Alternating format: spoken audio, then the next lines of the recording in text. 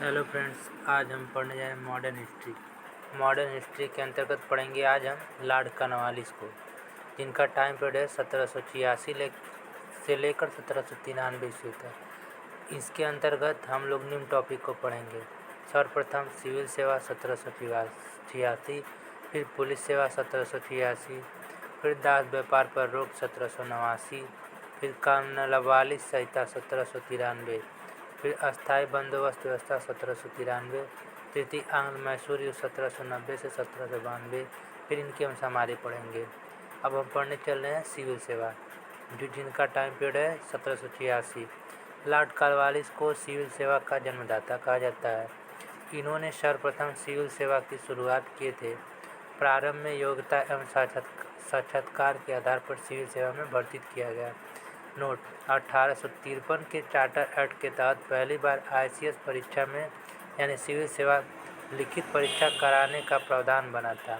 1864 ईस्वी में सिविल सेवा परीक्षा पास करने वाले प्रथम भारतीय रवि सत्येंद्रनाथ टैगोर थे और 1868 ईस्वी में सिविल सेवा परीक्षा पास करने वाले सुरेंद्रनाथ बनर्जी जी द्वितीय भारतीय थे। 1874 ईस्वी में अंग्रेजी सरकार ने सुरेंद्रनाथ बनर्जी के ऊपर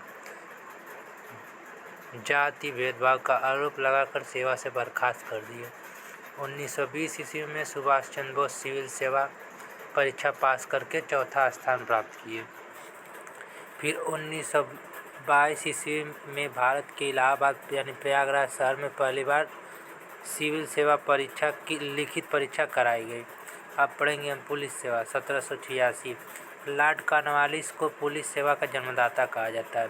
इन्होंने सेना को प्रांतों से मुक्त करके सिर्फ देश की सीमाओं की सुरक्षा में लगा दी। प्रांतों की सुरक्षा का उत्तरदायी नागरिक पुलिस को सौंप दिया गया। नागरिक पुलिस आज जनता के बीच में रहकर समस्याओं का निदान करेगी। दरोगा यानी एसआई और आरक्षी अधीक्षक एसपी उपनिरीक्षक का पद लॉर्ड कॉर्नवालिस ने बनाया था। फिर दास व्यापार पर रोक 1789 ईस्वी। लॉर्ड कॉर्नवालिस ने 1789 ईस्वी में दास व्यापार के निर्यात पर प्रतिबंध लगाए थे, अर्थात भारतीय दासों को विदेश में निर्यात नहीं किया जाएगा। कोई भी व्यक्ति यदि दास व्यापार में लिप्त पाया जाएगा तो उसके ऊपर कठोर कार्रवाई की जाएगी। अब कॉर्नवालिस संहिता 1793 ईस्वी। लॉर्ड कॉर्नवालिस ने व्यापार न्याय के क्षेत्र में 1793 ईस्वी में कॉर्नवालिस संहिता कानून बनाए थे। इसके तहत कलेक्टर के अधिकारों में कमी करके न्यायिक अधिकार छीन लिया गया। इसे पृथक्करण का सिद्धांत भी कहा जाता है। न्यायिक कार्य करने के लिए जिला जज यानी डीजी पद को सृजित किया जाता था। न्यायिक कार्य त्वरित गति से निपटाने के लिए 4 ब्रह्मशील न्यायालय गठित किया जाता था। जिला स्तर से ऊपर की मुकदमे की सुनवाई के लिए प्रोविजनल कोर्ट की स्थापना किया गया था। 4 ब्रह्मशील न्यायालय मुर्शिदाबाद, ढाका, कलकत्ता और बिहार। अस्थायी बंदोबस्त व्यवस्था 1793 ईस्वी। लॉर्ड कॉर्नवालिस ने 22 मार्च 1793 ईस्वी में भूमि से संबंधित अस्थायी बंदोबस्त व्यवस्था लागू किया था। इसके अंतर्गत जमींदारों को ब्रिटिश भूमि का अस्थायी मान लिया गया और सामान निश्चित करके 10 वर्षों के लिए भूमि दे दिया गया। इसे जिम्मेदारी या इस्लामी हरारी व्यवस्था कहते हैं। जमींदारी लगान वसूल का 8/9 भाग ब्रिटिश कोष में जमा करते थे तथा 1/9 भाग स्वयं अपने पास रखते थे। लगान एक निश्चित समय पर देना अनिवार्य था। इसे सूर्यास्त का नियम भी कहा जाता था।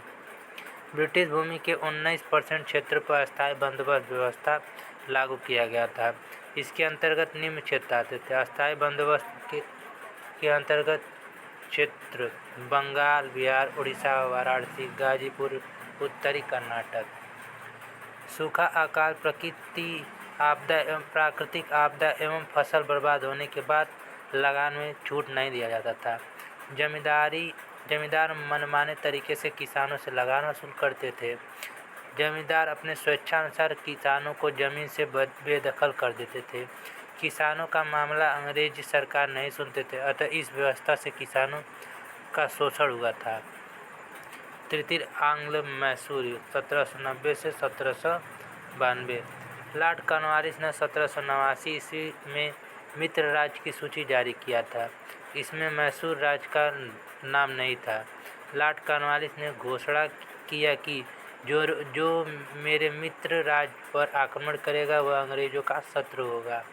त्रावणकोर के राजा ने 1790 ईस्वी में जयकोट एवं कांगसूर बंदरगाह पर आक्रमण करके कब्जा कर लिया। ये दोनों बंदरगाह कोचीन रियासत के अंतर्गत आता था। कोचीन रियासत के ऊपर मैसूर राज्य का अधिकार था। टीपू सुल्तान ने त्रावणकोर पर आक्रमण करके राजा को पराजित कर दिए। राजा अपनी सुरक्षा के लिए अंग्रेजों के शरण में चले गए, जहां लॉर्ड कॉर्नवालिस ने राजा का पक्ष ले लिया, क्योंकि मित्र राज्यों की सूची में त्रावणकोर का नाम भी था। लॉर्ड कॉर्नवालिस ने हैदराबाद के निजाम एवं मराठों को अपने पक्ष में कर लिया। 1790 से 1792 ईस्वी में लॉर्ड कॉर्नवालिस ने निजाम और मराठों के सहयोग से मैसूर राज्य पर आक्रमण कर लिया। टीपू सुल्तान वीरतापूर्वक युद्ध करते हुए पराजित हो गए। लॉर्ड कॉर्नवालिस के दबाव ने टीपू सुल्तान ने 1792 ईस्वी में श्रीरंगपट्टम की संधि कर लिया। श्रीरंगपट्टम की संधि 1792 ईस्वी में।